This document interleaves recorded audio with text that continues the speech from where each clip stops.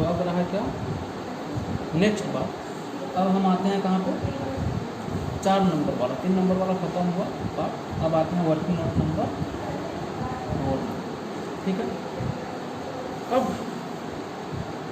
Working note number 4 में हम लोग क्या करने वाले हैं, क्या लिखा है, an amount of rupees 3 lakh, an amount of rupees 3 lakh as commutation of pension for 2/3 of his pension commutation. ठीक है सर, इसका मतलब क्या हो गया बच्चे, हम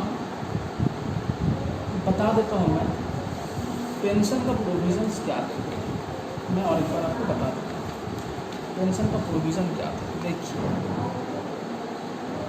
बच्चे, पहले हम देखें पेंशन 2 प्रकार का होता है, एक होता है अनकम्प्यूटेड पेंशन, एक होता है कम्प्यूटेड पेंशन। ठीक, हाँ सर ठीक। कम्प्यूटेड पेंशन में हम देखे थे 2 बात, जो ग्रेचुइटी रिसीव करते होंगे, मैंने बोला था जो ग्रेचुइटी एक्ट में कवर हो या ना हो, देखा जाएगा ग्रेचुइटी रिसीव कर रहा है या नहीं कर रहा है। ठीक, ये देखा जाएगा। और एक था जो ग्रेचुइटी रिसीव नहीं करते थे, एक ग्रेचुइटी रिसीव करते थे, एक ग्रेचुइटी रिसीव नहीं करते थे। इनके लिए कंडीशन क्या था, जो एग्जेम्पशन का जो अमाउंट था बच्चे, जो लोग ग्रेचुइटी रिसीव करते हैं उनके लिए एग्जेम्पशन का क्या अमाउंट था, एग्जेम्पशन का कंडीशन क्या था, जो लोग ग्रेचुइटी रिसीव करते हैं क्या था एग्जेम्पशन, बोलो बच्चे जल्दी से बोलो, याद करो, बोलो कितना था एग्जेम्पशन का अमाउंट क्या था, 1/3। ठीक है, 1/3 क्या माना जाएगा, एग्जेम्प्ट माना जाएगा। ठीक है, यही था, याद करो, बोलो जल्दी से। हाँ सर, यही था, 1/3 था एग्जेम्पशन। और जो ग्रेचुइटी रिसीव नहीं करते हैं उनके लिए क्या था बच्चे, 1/2। अच्छा, 1/3 एंड 1/2 जो किसके ऊपर, into how much amount, total जो कम्यूटेड पेंशन है उसके ऊपर। जो पेंशन है ना बच्चे, वहाँ पे प्रोविज़न में क्या लिखा था, 1, जहाँ पे 1/3 है, जहाँ पे 1/2 है, लेकिन उसके आगे क्या लिखा था, of the amount of pension he would have received, ऐसा करके वहाँ पे लिखा था। मतलब ऐसा नहीं, कितना कम्यूटेड पेंशन है, कितना पेंशन को रिसीव कर रहा है, समझ में आई बात, उसके बेसिस पे एग्जेम्पशन। सर कुछ समझ में नहीं आया, आप चिंता मत कीजिए, मैं बताता हूँ आपको। यहाँ पे आ जाइए, देखिए an amount of rupees 3 lakh as commutation of pension for 2/3 of his pension commutation. मतलब क्या हो गया, मैंने ये बात आपको पहले भी समझाया था, पहले भी जब सवाल रीड कर रहा था तब भी समझाया था बच्चे। उसने रिसीव कितना किया, 3 लाख रिसीव किया।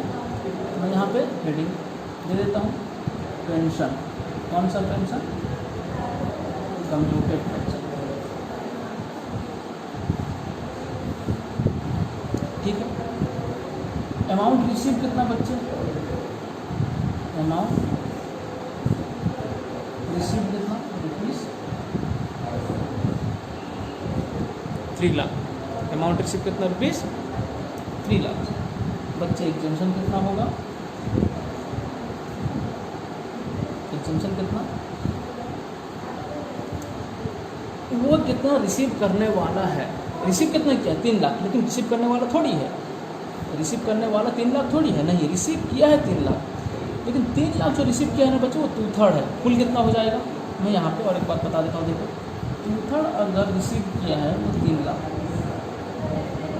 उसका कुल कितना हो जाएगा, पूरा 1 कितना हो जाएगा, तो क्या होगा 3 लाख डिवाइडेड बाई कितना, 2/3 × 1 ऐसा होता है।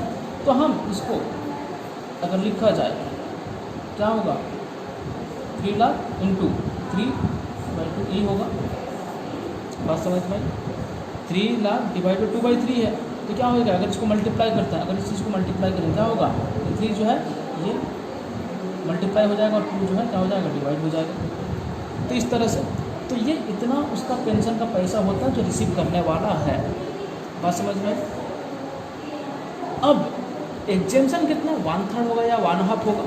बच्चे इस सवाल में क्या ग्रेचुइटी रिसीव करता है? हाँ सर ग्रेचुइटी रिसीव करता है। क्या ग्रेचुइटी एक्ट में कवर है? हाँ सर कवर है। बच्चे पेंशन के लिए हम ये नहीं देखेंगे ग्रेचुइटी एक्ट में कवर है या नहीं है, हम ये देखेंगे कि ग्रेचुइटी रिसीव कर रहा है या नहीं कर रहा है। बच्चे ग्रेचुइटी रिसीव कर रहा है। जब ग्रेचुइटी को रिसीव कर रहा है तो एग्जेम्पशन कितना होगा बच्चे? एग्जेम्पशन होगा 1/3 इंटू कितना अमाउंट का? कितना अमाउंट का बोलो जल्दी से, कितना अमाउंट होगा यहाँ पे? 1/3 इंटू क्या होगा जल्दी से बोलो? 3 लाख होगा क्या? नहीं 3 लाख नहीं होगा। 3 लाख जो है वो रिसीव किया है, लेकिन उसका फुल पेंशन जो है ये नहीं। 3 लाख जो है रिसीव किया है, लेकिन 1/3 क्या बोला था? 1/3 जो बोला था 1/3 of the amount of pension he would have received, जितना उसे रिसीव करना चाहिए उसका 2/3। कितना रिसीव करना चाहिए?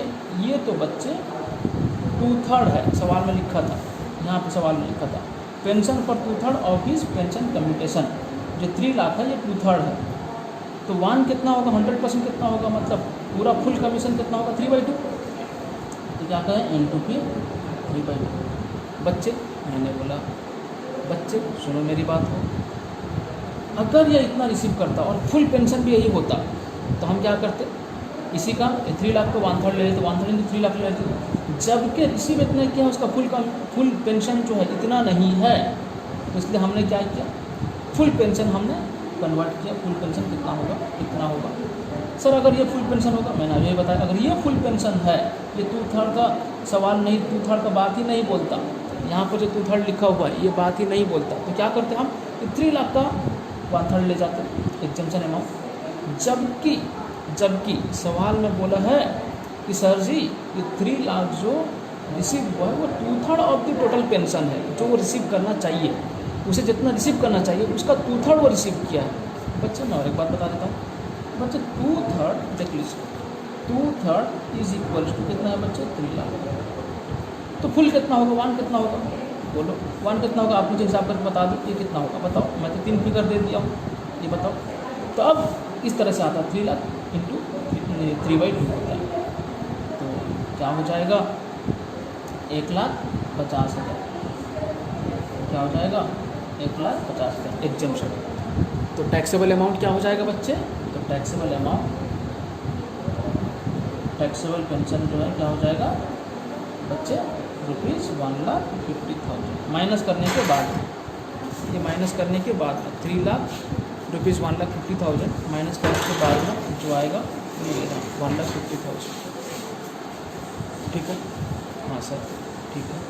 और एक बार पढ़ो अगर नहीं समझ में आया हो तो देखो। चलिए फिर नेक्स्ट सवाल में हम जाते हैं। नेक्स्ट पॉइंट सवाल बोल रहा हूँ, एक ही सवाल चल रहा है बच्चे, चिंता मत करना। आप बोल इससे कितना टाइम लगता है, चिंतित मत होना बच्चे।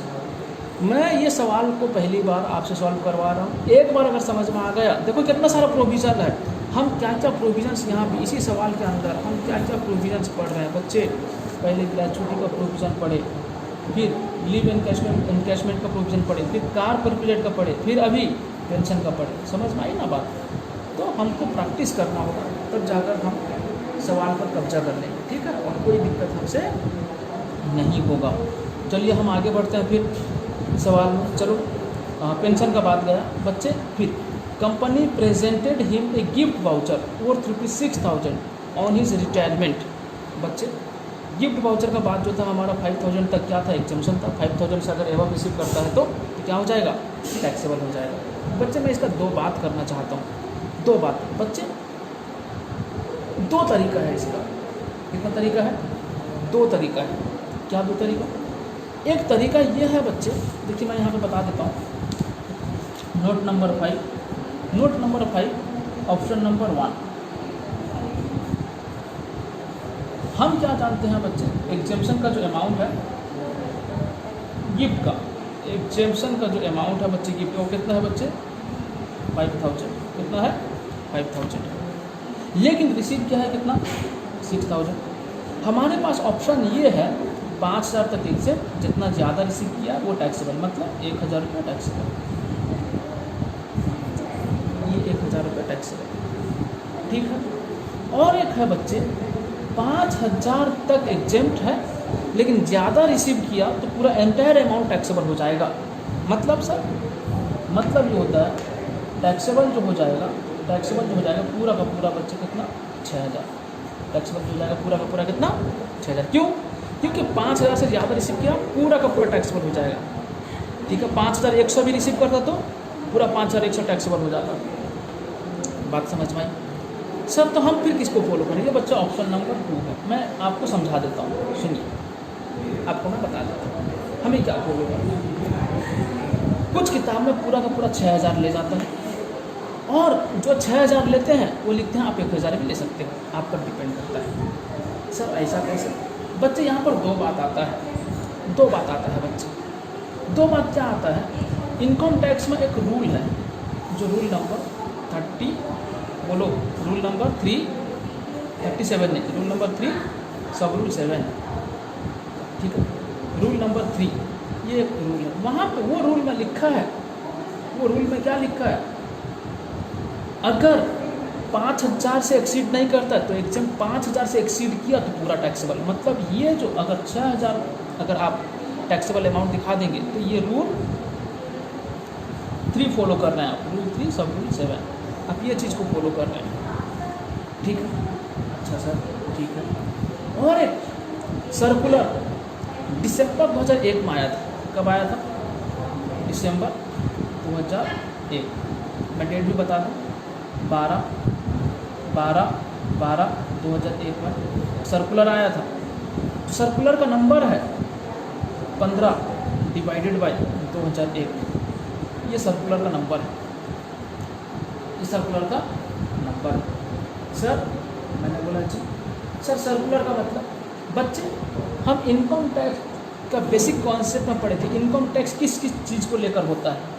इनकम टैक्स सर किस किस चीज़ को लेकर होता है? देखिए, इनकम टैक्स एक्ट को एक इनकम टैक्स का जो पार्ट है, हमें इनकम टैक्स में किस किस चीज़ को फॉलो करना है? Income tax act, income tax rules, उसके बाद बच्चे इनकम टैक्स रूल गया, फिर उसके बाद सर्कुलर, हाँ फाइनेंस एक्ट भी बोला था, फाइनेंस एक्ट, फिर उसके बाद सर्कुलर नोटिफिकेशन, ये सब भी हमको फॉलो करना होगा। उसके बाद case decision, supreme court high court का डिसीजन जो ये भी हमको फॉलो करना पड़ता है। ठीक है, जो इनकम टैक्स एक्ट में नहीं है, इनकम टैक्स का रूल में नहीं है, लेकिन कोई केस चला, सुप्रीम कोर्ट ने कुछ डिसीजन दिया उस केस से रिलेटेड, जो किसी पर कहीं पर भी नहीं है, हमको वो भी मानना होगा। ठीक है, तो आपके पास दो बात है, option number 2, option number 1। Sir हमें क्या करना है? देखिए, किताब में जो है मैक्सिमम जगह पे 6,000 ले चुका है। रूल 3 को फॉलो करते हुआ 6,000 पूरा एंटायर अमाउंट ले गया है। और जिस किताब में 6,000 भी लेता है उस किताब में ये 1,000 का बाद भी बोलता है, सर्कुलर का बाद भी बोलता है। ठीक है, तो आप किसी एक को फॉलो करेंगे। सर हम कौन सा फॉलो करें? भैया मुझे तो पसंद है ये 1,000 वाला। ठीक है, एसएससी के लिए भी बेनिफिट है, एसएससी के लिए भी फायदेमंद है। और ये 2001 में जो आया सर्कुलर, तो ये थोड़ा नया है, मतलब रूल तो बहुत पहले से था, ये नया आया, तो हम नया चीज़ को ज़्यादा फॉलो करते हैं। तो इसके लिए एसएससी के लिए फ़ायदा ये है। चलिए, तो हम सिर्फ नोट में हम क्या करेंगे? As per circular exemption amount ₹5,000 and taxable amount is rupees, amount receive कितना 6,000, पहले लिख देना अमाउंट रिसीव कितना 6,000, exempt 5,000, taxable perquisite, taxable gift perquisite क्या होगा 1,000। ठीक है, ये रहा आपका, बस ये लिखने का ज़रूरत नहीं है, ये ज़रूरत नहीं है, फिर सिर्फ लिख देना सर्कुलर। अगर याद रख पाएँ तो लिख देंगे सर्कुलर का डेट 12/12/2001, याद रहा है तो लिख लेंगे, वैसे याद हो गया होगा आपको। चलिए, ये बात है। उसके बाद बच्चे आगे चलते हैं। बच्चे अब एलसीडी का बात मैंने मना किया था, जबकि ये कौन दिए हैं? उसका कलीग्स दिए हैं, समझ में आई? ये एम्प्लॉयर का रिलेशनशिप नहीं है, जबकि कहाँ नहीं आएगा? सैलरी का हेड पे नहीं आएगा। सर फिर कहाँ पे आएगा? देखना पड़ेगा अदर सोर्स में देखना होगा। अदर सोर्स में क्या देखना होगा? सेक्शन 56 देखना होगा। अगर कोई गिफ्ट रिसीव करते हो 50,000 से ज़्यादा, 50,000 से ज़्यादा अगर कोई गिफ्ट रिसीव करते हो तो क्या हो जाएगा, वहाँ पे टैक्सेबल हो जाएगा, ठीक है ना। इनकम फ्रॉम अदर सोर्स में जितना ज़्यादा रिसीव करेंगे, तो हम अदर सोर्स में हम देखेंगे ये बात। तो यहाँ पर तो एम्प्लॉयर एम्प्लॉय का रिलेशनशिप नहीं है, तो इसलिए हम क्या कर सकते हैं, तो ये टैक्सेबल नहीं होगा। अब चलिए नेक्स्ट चलते हैं। इसका जो बेसिक सैलरी ड्रॉ करता है कितना है बच्चे, 20,000, और डियरनेस अलाउंसेस कितना है बच्चे, 50% है, मतलब 10,000 का 50%। चलिए उसके बाद बच्चे ये रिसीव्ड पेंशन, ये रिटायरमेंट लेने के बाद, एक एम्प्लॉय रिटायरमेंट होने के बाद में ये पेंशन रिसीव करता है। ये जो पूरा का पूरा क्या हो जाएगा, 5,000 पर मंथ का। देख लो यहाँ लिखा है पर मंथ, क्या लिखा है, क्या लिखा है, पर मंथ लिखा है, 5,000 पर मंथ का। रिटायर कब किया, 31/1/2020 में रिटायर किया। लेकिन लेकिन लेकिन एक बात बोल दो बच्चे, हम लोग जो किसी भी पर्सन का टैक्स कैलकुलेट करते हैं, कहाँ से लेकर कहाँ तक, 1/4/2019 से लेकर 31 मार्च 2020, ये होता है अपन लोग का फाइनेंशियल ईयर, ठीक है। ये होता है हम लोग का कौन सा ईयर, फाइनेंशियल ईयर होता है, ठीक है। तो बट एम्प्लॉय जो रिटायर कब किया बच्चे, 31 जनवरी 2020, और रह गया क्या, एक रह गया फरवरी, एक रह गया बच्चे मार्च। ये 2 महीना का सैलरी वो रिसीव नहीं किया है, क्यों, क्योंकि वो रिटायर कर लिया। रिसीव करेगा तो क्या करेगा, रिसीव पेंशन रिसीव करेगा। क्या रिसीव करेगा, पेंशन। बच्चे 1 महीना का पेंशन कितना, 5,000, दूसरा महीने का पेंशन कितना, 5,000, टोटल पेंशन का अमाउंट कितना हो गया, 10,000 जो है 2 महीने का पेंशन जो है सैलरी के हेड पे टैक्सेबल। ओ सर ऐसा होगा, मैंने बोला जी हाँ ऐसा होगा। बच्चे सैलरी में क्या क्या इंक्लूड होता है, पेंशन भी था वहाँ पे, सैलरी में क्या क्या इंक्लूड होता है, पेंशन भी था। सर मैंने बोला जी जी सर, आप बोले थे ना पेंशन के amount income from other source में टैक्सेबल होता है, और वहाँ पे जो 15,000 और 1/3 ऑफ द पेंशन या 33.33 ऑफ द पेंशन जो होता है उतना एग्जाम्प होता है। बच्चे मैं कब बोला था ये, अगर कोई रिलेटिव रिसीव करते हैं, अगर मान लीजिए जो एम्प्लॉय है उसका मतलब 9-2-11 हो गया, मतलब वो एकदम इस दुनिया से चला गया, तो उसका पेंशन जो है वो रिसीव नहीं करेगा, वो तो है ही नहीं। उसके बदले में नॉमिनी या उसका कोई रिलेटिव या उसका कोई डिसीज्ड पर्सन जो है वो रिसीव करेंगे, तो वो तो एम्प्लॉय नहीं है ना। तो इसलिए अगर कोई अदर पर्सन रिसीव करते हैं, एम्प्लॉय रिसीव नहीं करता है, तो क्या होगा, वो पेंशन जो अदर सोर्स में जाएगा, ठीक है ना। हाँ चलो पेंशन का बात आपको समझ में आ गया। अब आते हैं कहाँ, बस ख़त्म ही हो गया। चलिए अब हम क्या करते हैं बच्चे, सोल्यूशन बना लेते हैं, ठीक है। अब आते हैं सोल्यूशन, क्या होगा, कंप्यूटेशन ऑफ। अब सारा वर्किंग नोट्स खत्म हो गया बच्चे। सर मैंने बोला जी सर पेंशन का वर्किंग नोट्स करें, मैंने बोला नहीं बच्चे कोई ज़रूरत नहीं है सर। और यहाँ पर जो और एक वर्किंग नोट करवाए सर गिफ्ट का, उसका वर्किंग नोट करें, मैंने बोला कोई ज़रूरत नहीं है सर। LCD जो रिसीव किया था उसके लिए वर्किंग नोट करें, जी हाँ लिख देंगे, there is no relationship between employer and employee, employee has been received LCD worth ₹50,000 from his colleagues and hence not taxable in the head of salary। ये करके आप नोट लिखेंगे, ठीक है। अब देखो आपको इसके बाद सोल्यूशन है। अब सोल्यूशन हम नहीं कर रहे थे, आंसर थोड़ी कर रहे थे, हम तो वर्किंग नोट कर रहे थे। सर मैंने बोला जी सर वर्किंग नोट के आंसर का पार्ट नहीं है, मैंने बोला हाँ जी बच्चे बिल्कुल आंसर का पार्ट है, लेकिन कंप्यूटेशन ऑफ सैलरी तो हमें अलग से बनाना होगा, कंप्यूटेशन ऑफ सैलरी तो हमें अलग से बनाना होगा। सर मैंने बोला जी सर वही कंप्यूटेशन का अंदर अगर हम जितना वर्किंग नोट्स की वो सब लिख देते हैं, नहीं बच्चा ऐसा गलती मत करना। सर क्यों, इसलिए कि ये जो वर्किंग नोट्स हम लोग किए हैं, ये सब जो वर्किंग नोट्स हम लोग किए हैं, यहाँ के लिए मार्क्स होता है बच्चे, 1 मार्क्स या 1.5 मार्क्स ऐसा होता है। तो वर्किंग नोट्स करेंगे तो आपको मार्क्स मिलेगा। जैसे कि ये आपने परक्विजाइड वैल्यू कार का कैलकुलेट किया 56,000 56,000। बच्चे इतना बड़ा आपने वर्किंग नोट्स किया है, देखिए इतना बड़ा आपने वर्किंग नोट्स किया है, इतना बड़ा, तो इसके लिए मार्क्स होता है बच्चे, ऐसा गलती मत कीजिए, समझे ना। तो ऐसा है सर, मैंने बोला जी सर अभी क्या करना है, सोल्यूशन बनाना है बच्चे, सोल्यूशन कंप्यूटेशन ऑफ लिखना है, क्या computation of income from salary, ये रहा। तो अब यहाँ पर दो चीज़, एक होता है पर्टिकुलर और एक होता है अमाउंट, ठीक है। हाँ सर, ठीक है। तो अब क्या, कहाँ से आना बच्चे, ऐसा नहीं कि वर्किंग नोट नंबर 1 में था पहले वहीं से आ जाएंगे, नहीं, पहले क्या होता है बेसिक सैलरी, क्या होता है बेसिक सैलरी। बच्चे कितना 20,000 है बेसिक सैलरी उसका, 20,000 इंटू 12 मत करना 10 करना, क्यों क्यों, क्योंकि वो रिटायर कब हुआ 31/1/2020 को, मतलब 19-20 का जो है ये जो हम देखो दिखाया था, ये जो है वो 31 जनवरी में कर लिया, फरवरी मार्च रह गया, काम नहीं किया, तो सैलरी कितना महीना का रिसीव किया, सैलरी कितना महीना का रिसीव किया, जल्दी से बोलो रे। सैलरी रिसीव किया है 10 महीने का, 10 मंथ्स का, तो क्या करना यहाँ पे इसलिए 10 किया गया है, तो क्या हो जाएगा बच्चे, ये हो गया आपका 2 लाख। फिर बच्चे उसके बाद डियरनेस अलाउंसेस,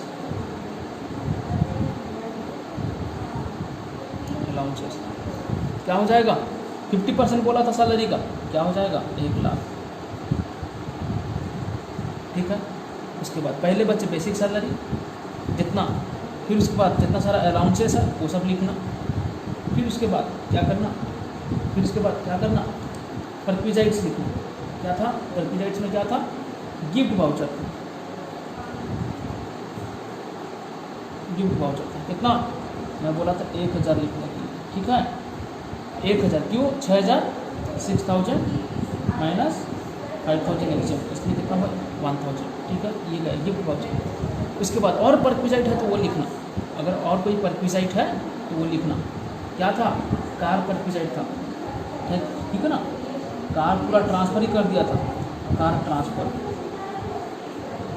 अच्छा, गिफ्ट वाउचर का वर्किंग नोट नंबर क्या था बच्चे, गिफ्ट वाउचर का वर्किंग नोट नंबर 5 था, ठीक है ना, 5 था, तो यहाँ लिखना working note number 5, working note number 5। Car transfer का वर्किंग नोट नंबर क्या था, जल्दी से बोलो, जो भी आप वर्किंग नोट नंबर दिए हैं वो लिखना, लेकिन था कितना अमाउंट, टैक्सेबल अमाउंट 56,000। इसका वर्किंग नोट क्या था, वर्किंग नोट क्या था देख लो, वर्किंग नोट नंबर था बच्चे 3, वर्किंग नोट नंबर क्या था 3 था, गया। और कोई परक्विजाइट है, और कोई परक्विजाइट नहीं। उसके बाद रिटायरमेंट बेनिफिट शुरू करना, क्या ग्रेचुइटी था पहले, वर्किंग नोट नंबर क्या था, वर्किंग नोट नंबर क्या था 1 ही था, ठीक है। मुझे जहाँ तक याद है तो कितना होगा 80,769। फिर उसके बाद नेक्स्ट क्या था, लीव एनकैशमेंट था,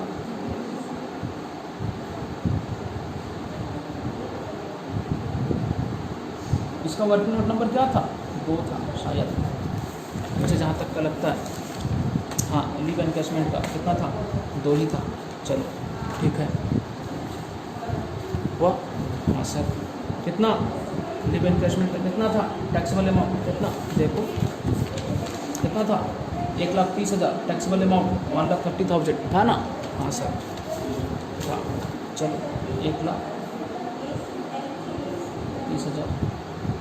फिर उसके बाद नेक्स्ट पेंशन था, पेंशन 2 प्रकार का था, एक रिटायरमेंट के बाद, एक रिटायरमेंट के टाइम पे। रिटायरमेंट के टाइम पे जो रिसीव किया उसे क्या बोलते हैं, उसे क्या बोलते हैं, रिटायरमेंट के टाइम पे जो रिसीव किया उसको बोलते हैं कम्यूटेड पेंशन, लिख लेता हूँ commuted pension. Working note number कौन सा था, जल्दी से बोलो, वर्किंग नोट नंबर कौन सा था, जल्दी से बोलो, जल्दी से बोलो, वर्किंग नोट नंबर कौन सा था पेंशन का, ये था 4 नंबर, पेंशन का क्या था 4 नंबर था, तो कितना 1,50,000 टैक्सेबल अमाउंट था, ठीक है, हाँ सर बिल्कुल ठीक है, 1,50,000 वर्किंग नोट नंबर 4। उसके बाद नेक्स्ट अनकम्यूटेड पेंशन, जो रिटायरमेंट के बाद रिसीव करता था, रिटायरमेंट के टाइम पे जो रिसीव किया कम्यूटेड पेंशन, रिटायरमेंट के बाद जो रिसीव किया जो 5,000 वो क्या था अनकम्यूटेड पेंशन शो बोलते हैं। कोई वर्किंग नोट नंबर नहीं इसके लिए, कितना 5,000 इंटू 2 कितना हो गया 10,000, और कुछ था नहीं था, ठीक है।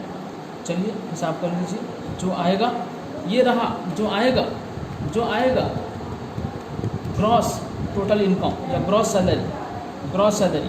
बच्चे याद करो, स्टैंडर्ड डिडक्शन एक था, क्या था, जो भी आएगा कितना आएगा हिसाब कर लो ना, हिसाब करके टोटल करना, फिर माइनस करना। क्या माइनस करना, याद है, डिडक्शन, याद करो, अंडर सेक्शन 16 IA ये डिडक्शन था। कितना, 50,000 का फ्लैट डिडक्शन था। पहले 40,000 हुआ करता था प्रीवियस फाइनेंशियल ईयर में, अभी का जो फाइनेंशियल ईयर है उसमें 50,000 डिडक्शन है। तो अब आएगा नेट टैक्सेबल सैलरी। समझ में आई, बस खत्म, बात हो गया। ठीक है, चलो फिर हम नेक्स्ट सवाल में आ जाते हैं। नेक्स्ट सवाल जो है उससे सॉल्व करते हैं, आ जाइए मेरे साथ साथ।